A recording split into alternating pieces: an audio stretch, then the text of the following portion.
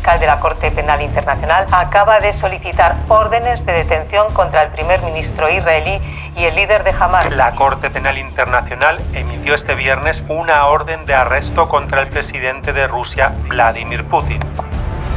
¿Puede la justicia internacional condenar a Putin o a Netanyahu? La comunidad internacional calificó estos asesinatos como crímenes de guerra. La ONU recaba pruebas de posibles crímenes contra la humanidad en Ucrania. ¿Cuál es la diferencia entre crímenes de guerra y crímenes contra la humanidad? Israel, como potencia ocupante, ha decidido aplicar un castigo colectivo. No se trata de una evacuación, sino de una limpieza étnica anunciada.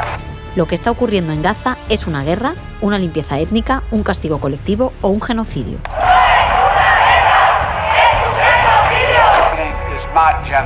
Lo que está ocurriendo no es un genocidio, así de contundente hablaba Joe Biden de la ofensiva israelí sobre Gaza que deja ya más de 35.000 muertos.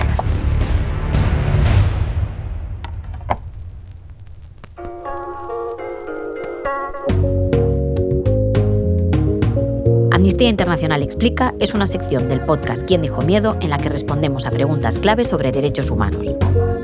Hoy nos preguntamos, ¿en la guerra todo vale?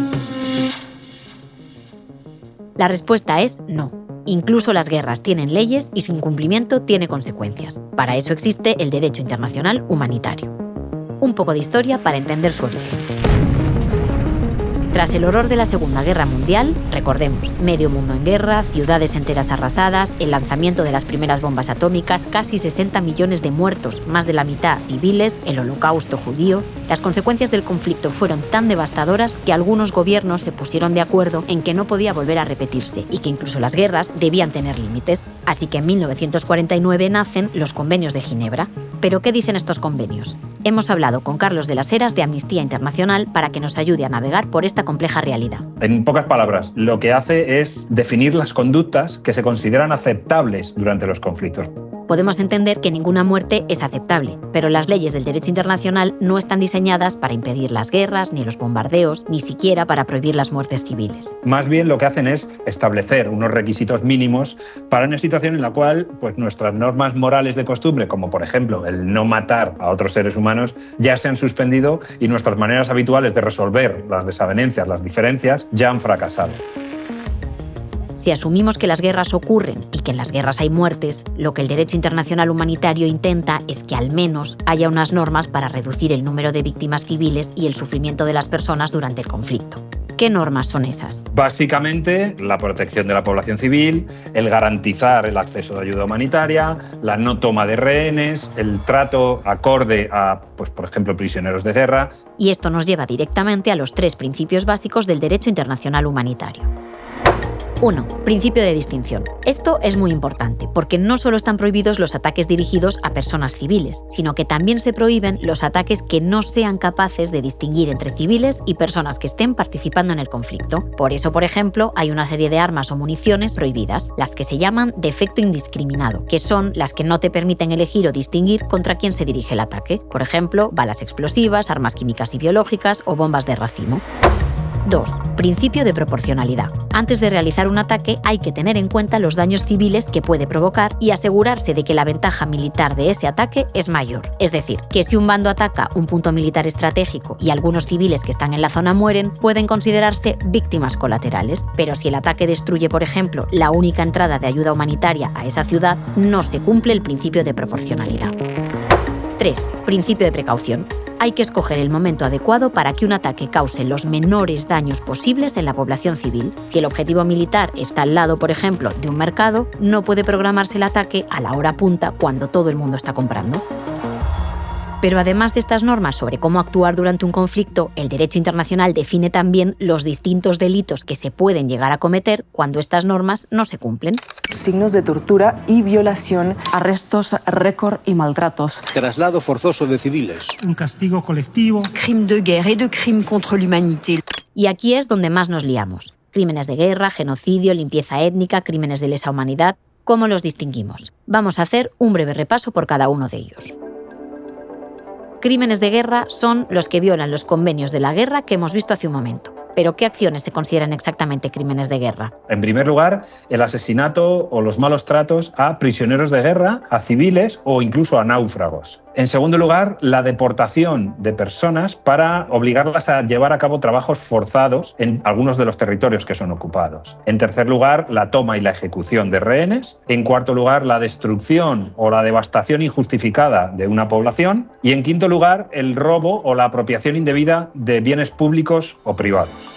Estos crímenes tienen dos particularidades. La primera es que son infracciones graves que se cometen durante un conflicto armado. Ese conflicto puede ser internacional, entre dos o más países, como por ejemplo el caso de Ucrania, o un conflicto interno, es decir, que tiene lugar dentro de un mismo territorio, como el conflicto en Colombia entre el gobierno y los grupos armados. Y la segunda particularidad es que se suelen producir de forma aislada dentro del contexto bélico. Y esto nos lleva directamente a los crímenes de lesa humanidad, porque una de las claves para distinguirlos de los crímenes de guerra es precisamente que los crímenes contra la humanidad no son casos aislados o puntuales que tienen lugar dentro de un conflicto, sino que el delito se comete de forma generalizada o sistemática, o las dos cosas a la vez. Y esa acción, y esto es clave, siempre está dirigida por una política estatal o una organización. Y la otra diferencia importante es que los crímenes de lesa humanidad pueden producirse en un país en el que no hay una guerra. Estamos todos más o menos familiarizados con el término apartheid en referencia al sistema político de Sudáfrica, que imponía esta segregación racial y esta dominación y opresión de un grupo racial por encima de otro. En Sudáfrica, cuando existía este sistema de apartheid, no había un conflicto armado entre la población negra y la población blanca.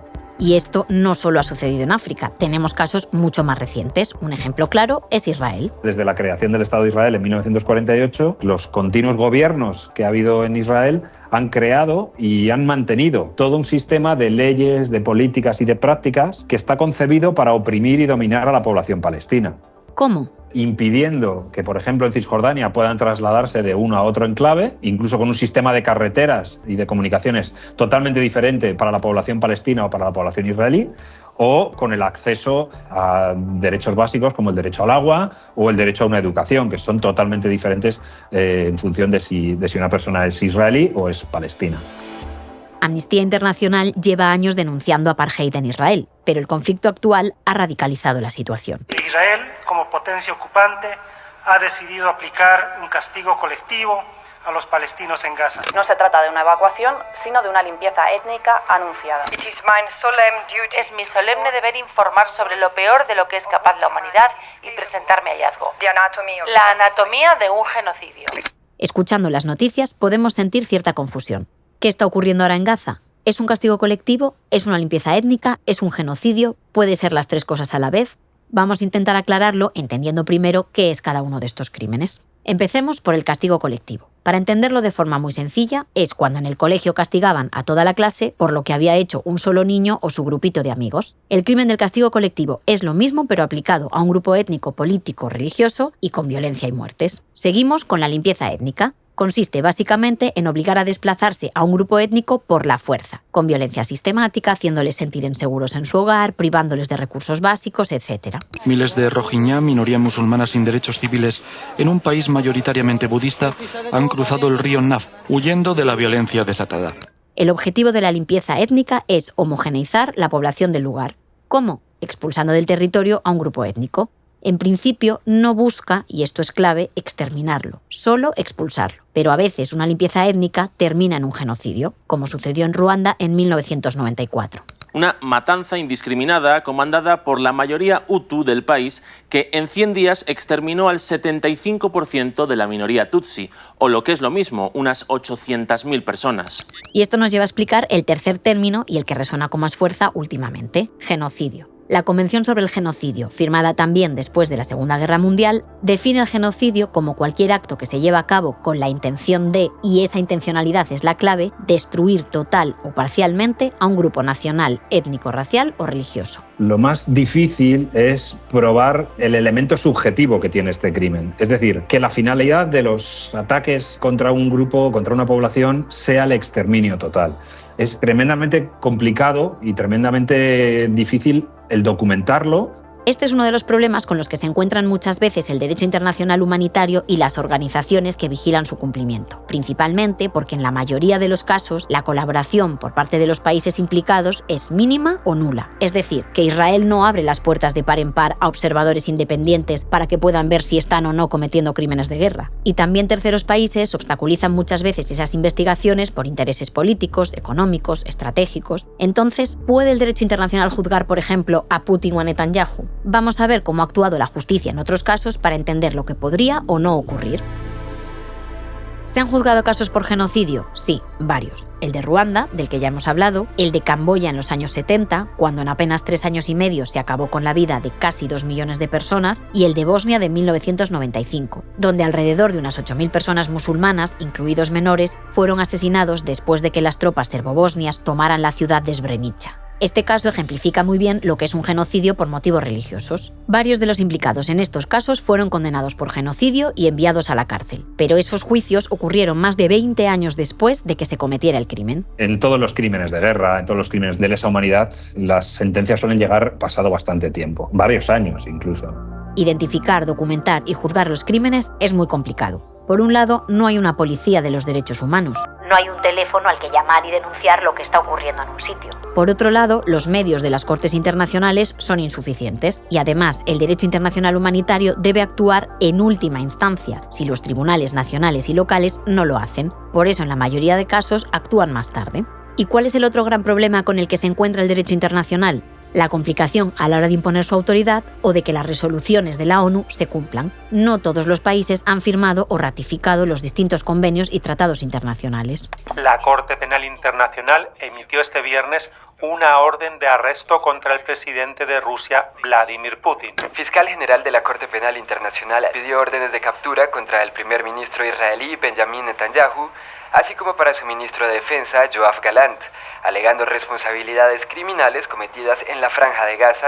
La Corte Penal Internacional dictó orden de arresto contra Putin y otros miembros de su gobierno y de su ejército. Pero Rusia es uno de los países que no reconoce a esta Corte. Lo mismo ocurre con Israel o con Estados Unidos. Así que Putin o Netanyahu solo pueden ser detenidos en un país que sí se haya comprometido con el derecho internacional humanitario y que esté dispuesto a detenerlos. Hoy es muy poco probable que vayamos a ver sentados en el banquillo a dirigentes como Putin o Netanyahu o los líderes de Hamas, mientras se encuentren en países donde no van a ser arrestados, no podrán ser juzgados. Pero el derecho internacional sí consigue con sus actuaciones que estos líderes políticos no puedan viajar a países de la Unión Europea y otros muchos. Putin, por ejemplo, podría ser arrestado si visita los Países Bajos y Netanyahu se arriesga a ser detenido si viaja a uno de sus países aliados, Alemania. Terminamos con la pregunta con la que arrancábamos este episodio. ¿En la guerra todo vale? No. ¿Hay límites? Sí. ¿Quién los marca? El derecho internacional humanitario y las instituciones que velan por su cumplimiento. Pero, aunque nacieron con el mejor de los espíritus, lamentablemente no están en su mejor momento. Lo que está ocurriendo en lugares como Ucrania o Gaza nos hace darnos cuenta de la debilidad actual de este sistema. Amnistía Internacional Explica, un podcast original de Amnistía Internacional producido por The Voice Village. Dirección, guión y narración, Sara Cuesta. Montaje de sonido y mezclas, Pablo de Diego. Música original, Bianca Muy. Producción ejecutiva, Ricardo Villa. Responsables de producción en Amnistía Internacional, Neida Romero y Carlos de las Heras.